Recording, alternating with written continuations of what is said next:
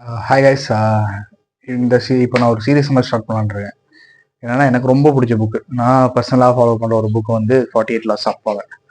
So அந்த book தமிழில் நக்கீரன் பதிப்பகம் வந்து நீங்கள் முதல்ல நாம் அப்படிங்கிற போட்டாங்க. இதான் நான் படித்தது. நான் இங்கிலீஷை விட தமிழ் புக் தான் ப்ரிஃபர் பண்ணுவேன். ஸோ இந்த புக்கு ஏன் எப்படின்னா, நீங்கள் அதிகாரத்தை எப்படி அடையலாம், இந்த சிஸ்டம் எப்படி ஒர்க் ஆகுதுங்கிறத நீங்கள் அண்டர்ஸ்டாண்ட் பண்ணுறது புரியும். இந்த அதிகாரத்தை தாண்டி வந்திருப்பாங்களே, உங்களுக்கு எல்லாருக்கும் ஒரே பேட்டர்னை நீங்கள் ஃபாலோ பண்ணலாம். இந்த புக் எனக்கு ரொம்ப பிடிச்சிருந்துச்சு. ஸோ இதை நான் ஒரு சீரியஸாக பண்ணி போட்டுடலாம் அப்படிங்கிற மாதிரி இருக்கேன். மொத்தம் 49 வரும். ஒவ்வொன்றையும் ஒரு எபிசோடாக போட்டுட்டு முடிக்கலாங்கிற கணக்கில் இருக்கேன்.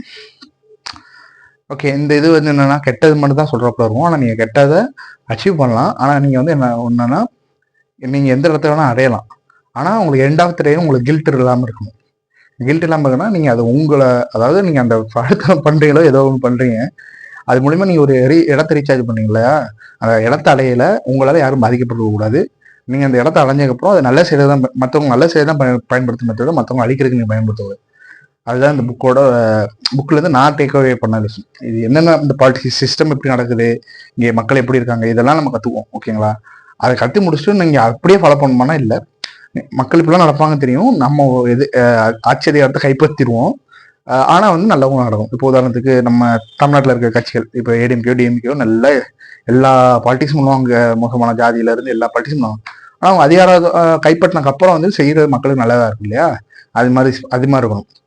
அதே மாரி நான் கெட்டதான் செய்வேன் அப்படின்னா, அது வந்து நீங்கள் காலத்துக்கும் கில்ட்லேயே இருக்க மாதிரி இருக்கும். இந்த ரஷ்யாவில் ஸ்டாலின் அவர் என்னதான் எல்லா அதிகாரமும் அவர்கிட்ட ஒன்று இருந்தாலும் கடைசி வரைக்கும் அவர் கில்ட்டில் யாரையும் நம்பல, எல்லாம் அழிச்சிட்டே தான் இருந்தார். கடைசியாக கில்ட்டில் தான் இருந்தார்.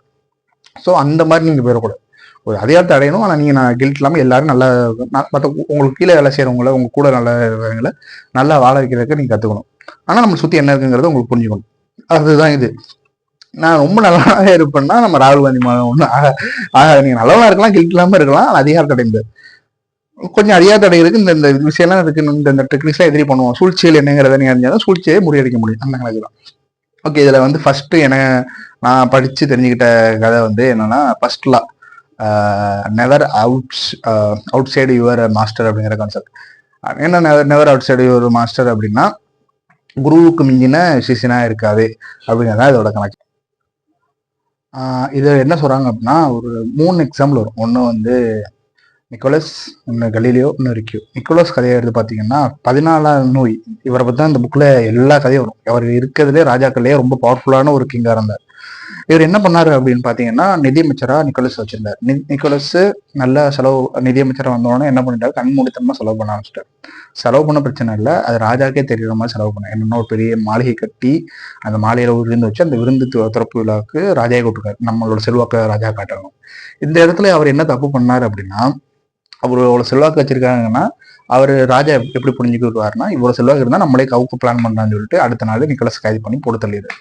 அப்படி கலீலியோ சினாரியோக்கு வந்தீங்கன்னா, கலீலியோ என்ன பண்ணாருன்னா, ஒரு வாழ்நிலை பார்த்து, ஒரு நம்ம தெரியும் இல்லையா, பார்த்து சொல்றாரு. முன்னாடி சொல்லிட்டு இருந்தாரு, ஒரு பெருசா அவருக்கு சப்போர்ட் வரல. அவர் ஒரு கட்டத்துல என்னன்னா, ஜூபிட்டருக்கு 4 நிலவு கிட்ட இருக்கு அப்படிங்கிறத அவர் கண்டுபிடிச்சிட்டாரு. ஆனா உடனே அவர் ரிலீஸ் பண்ணல. ஏதாவது ஒரு காரணம் வரும், அப்போ ரிலீஸ் பண்ணா கொஞ்சம் நல்லா ரெவன்யூ கிடைக்கும். அந்த டயத்துல புதுசா ஒரு ஆட்சியாளர்கள் அந்த இட்டாலியில அறிவிக்கிறாங்க. இவர் நேரம் என்ன அந்த அவர் கண்டுபிடிச்ச கோல் இருக்குல்ல, அவங்களுக்கு அது வந்து ரொம்ப செவ்வாய்கிரகம் சொல்றோம், அது மாதிரி அது வந்து ராசியான கிரகம்.